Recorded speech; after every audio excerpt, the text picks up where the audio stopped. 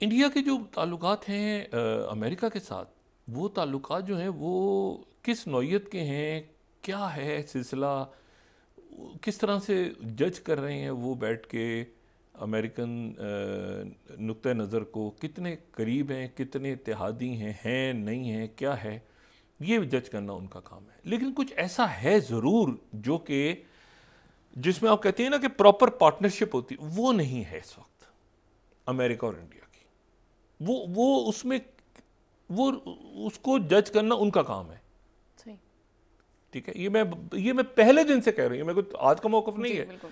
ये मेरे पहले दिन से, मैंने कभी ये नहीं कहा कि स्ट्रेटेजिक पार्टनर हैं तो जी जबरदस्त। मैं हमेशा कह रहा हूं कि कुछ गड़बड़ है, कुछ गड़बड़ है अमेरिका और इंडिया के रिलेशनशिप में।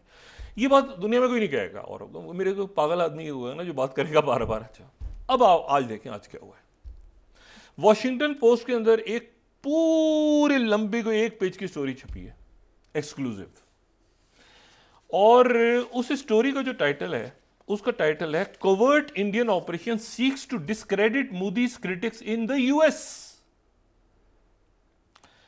अच्छा, ये एक खुफिया ऑपरेशन भारत का मोदी पे जो तनकीद कर रहे थे अमेरिका में, उनको डिस्क्रेडिट करने के लिए शुरू हुआ। अच्छा, ये अब आप मैं पढ़ता हूं। 2020 से एक ऑर्गेनाइजेशन जिसने खुद को डिसइंफो लैब करके उन्होंने लंबे लंबे मैसेजेस, सोशल मीडिया पोस्ट, ये वो सारे करने शुरू कर दिए।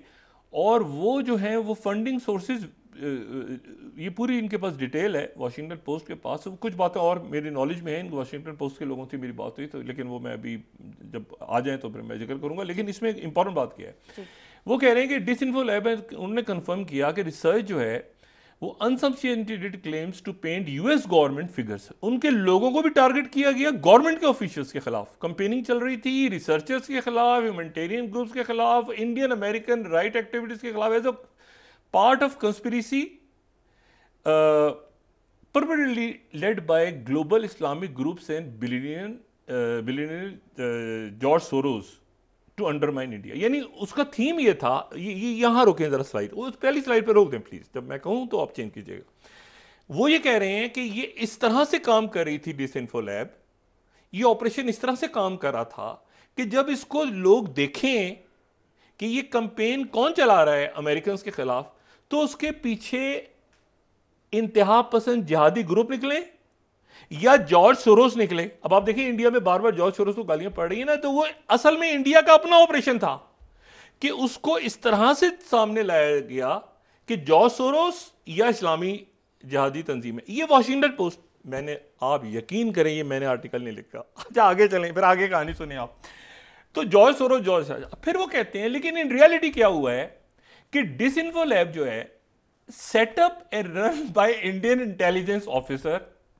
ये फिर उनके इंटेलिजेंस को, मैं कह रहा हूं ना कि ये किसी और पे जा ही नहीं रहे, उनकी यहां से उनकी जो है ना रिसर्च एनालिसिस इनको पकड़ लिया अमेरिकन ने। देखिए आगे आगे देखें आप।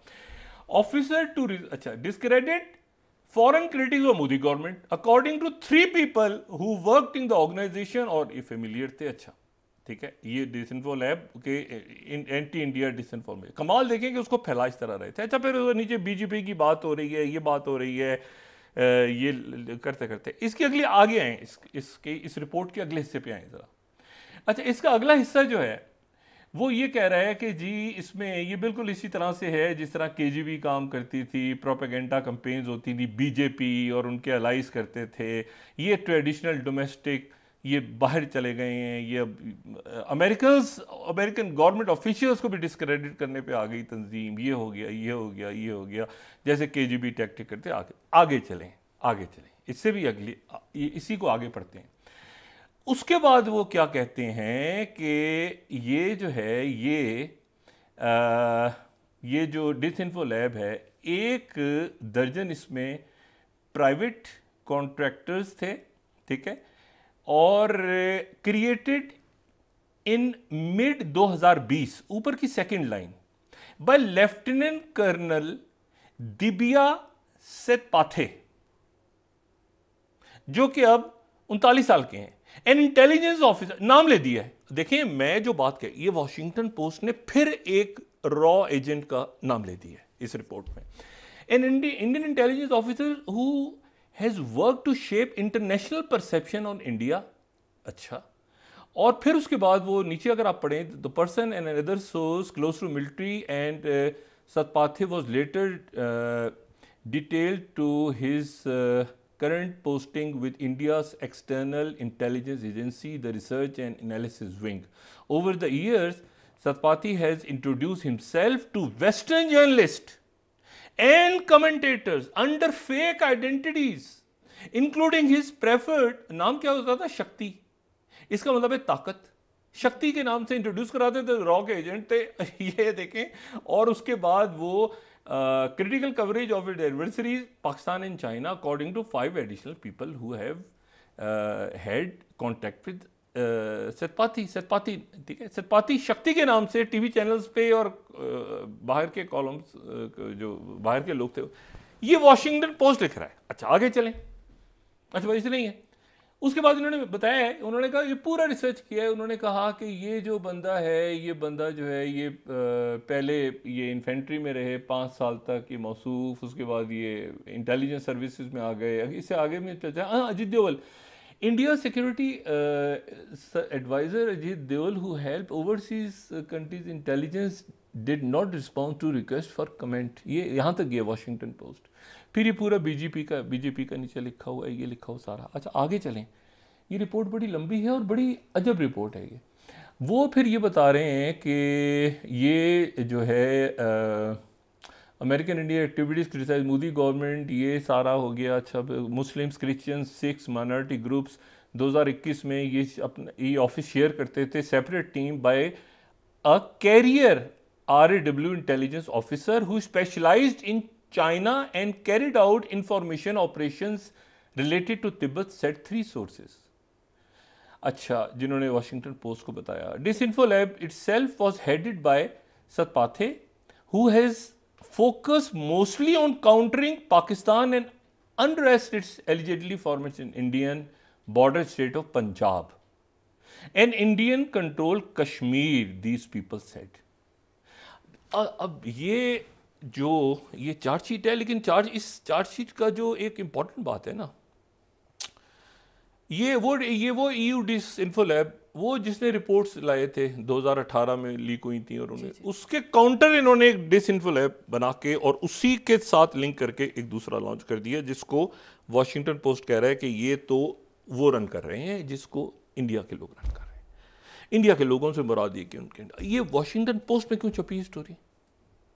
एक्सक्लूसिव स्टोरी है, बहुत बड़ी। अच्छा, दूसरी बात कि जो इंटरसेप्ट है, ये भी अमेरिकन मीडिया आउटलेट है, उसने जनाब, मैं कह रहा हूँ कि सिर्फ इंडिया और अमेरिका के रिलेशंस को मैं समझने की कोशिश कर रहा हूँ कि चाइना और इंडिया का तो इल्म है, अमेरिका और इंडिया का क्या है, ये समझ से बाहर है मामला।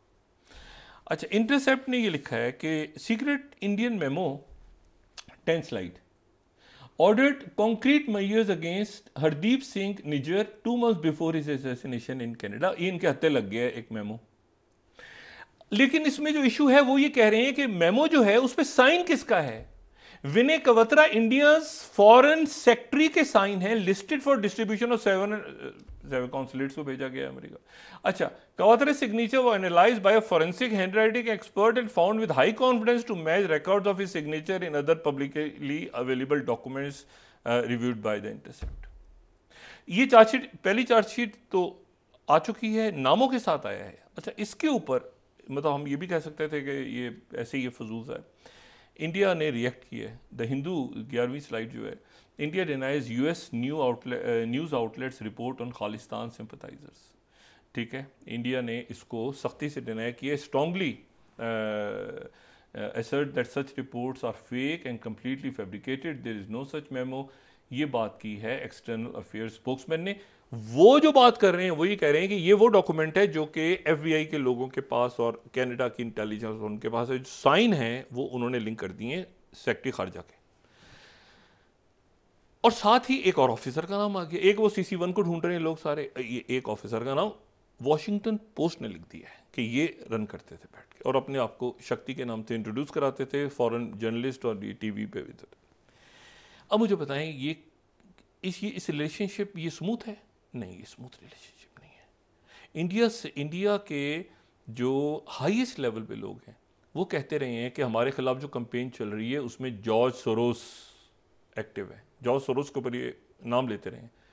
वॉशिंगटन पोस्ट ये कह रहा है कि ये पूरी कैंपेन इस तरह चली कि इसके पीछे इस्लामी इंतहा पसंद और जॉर्ज सोरोस नजर आए। ये कैंपेन को डिज़ाइन ही ऐसे किया गया ताकि एक बयानिया बने। उन्होंने वॉशिंगटन पोस्ट ने पूरे और उन्होंने कहा ये सारे प्रूफ हैं, ये बंदा है, ये वहाँ रहता था, ये वहाँ, ये सारा वॉशिंगटन पोस्ट। अब मुझे बताएं क्या ये स्मूथ रिलेशनशिप है? नहीं। उन्होंने कहा George Soros funded, George Soros. ये स्मूथ रिलेशनशिप नहीं है, इसको सॉर्ट आउट करना है। चाइना के साथ तो एक हम जानते हैं, लेकिन अमेरिका के साथ क्या रिलेशनशिप है हम नहीं जानते। अभी वॉशिंगटन पे कहेंगे इसके भी जॉर्ज सोरोस नहीं। उन्होंने कहा जॉर्ज सोरोस को फिक्स करने के लिए पूरी कैंपेन चल रही थी कि या इसके पिछले इस्लामी जहादी नजर आए, या इसके बीच जॉर्ज सोरोस नजर आए, पाकिस्तान, पंजाब, कश्मीर। वॉशिंगटन पोस्ट छाप रहा है। अच्छा, और ये जो है ये है क्लेरा एंस मोर्स और परनाशु वर्मा की रिपोर्ट है, ठीक है, और गैरी शीन, ठीक है। ये इन 3 लोगों ने इनकी रिपोर्ट है वॉशिंगटन पोस्ट। अच्छा, अब इस पे तो ये अभी ये क्या सूरत हाल है पेचीदा, इसको देखते हैं। जैक सुलिवन इस हफ्ते आ रहे हैं, मेरा ख्याल है उनकी मुलाकात पाकिस्तान के आर्मी चीफ से होगी, नेशनल सिक्योरिटी एडवाइज़र, ज़ाहिर है सेक्रेटरी दिफा से भी होगी। देखते हैं कि अभी वहाँ से पाकिस्तान के आर्मी चीफ की जो मुलाकातें हैं वो क्या हैं और क्या वहाँ पे बात होती है। लेकिन उससे हट के हम जियो स्ट्रेटेजिक बात कर रहे हैं इस वक्त, ठीक है। उससे हट के जो कल मैंने आपसे कहा ना कि ज़ेलेंस्की जा रहे हैं वाइट हाउस, और ज़ेलेंस्की वाइट हाउस जा रहे हैं, और ज़ेलेंस्की वाइट हाउस इसलिए जा रहे हैं, और ज़ेलेंस्की के वाइट हाउस जाने से पहले जो है वो उनकी बड़ा शदीद किस्म का उनका मामला जो है वो ख़राब हुआ है। ये जेवियर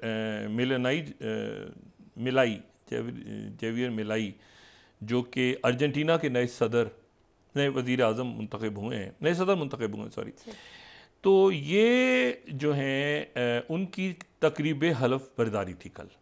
तो उसमें हंगरी के विक्टर ऑर्बन भी गए हुए थे और प्रेसिडेंट ज़ेलेंस्की भी थे यूक्रेन की। इनकी आपस में तू तड़ाक हो गई वहाँ पे, क्योंकि हंगरी जो है वो यूक्रेन को नहीं आने दे रहा नेटो के अंदर, ठीक है। और हंगरी जो है वो काफ़ी ज़्यादा इस हफ्ते जो कि ब्रसल्स में फड्डा पड़ना है एक और यूक्रेन के मसले पे, तो वो दोनों के दरमियान बदमज़गी हुई। अब जनाब ज़ेलेंस्की जो हैं वो जा रहे हैं कल, कहाँ जा रहे हैं? वो जा रहे हैं वाइट हाउस में, उनकी मुलाकात हो रही है। ये दूसरी मुलाकात है। गज़ा में ये हुआ है कि गज़ा में मामला जो हैं वो एक तो याहिया सिनवर नहीं मिले, ठीक है। 7 लोग, मतलब है कि ज़मीनी लड़ाई हो रही है, उसमें शहीद कितने हुए हैं फ़लस्तीनी, क्या मामला है, लेकिन ये कि 7 फ़ौजी और उन्होंने मार के, तो ये तादाद सरकारी तौर पे जो है ये 105 हो गई जो ज़मीनी हमलों में इसराइल के फ़ौजी मारे गए हैं, और याहिया सिनवर नहीं मिल रहा है, और ना ही हमास का कोई लीडर मिला है, वरना अगर मारते तो उनकी बॉडी ला के डिस्प्ले करते।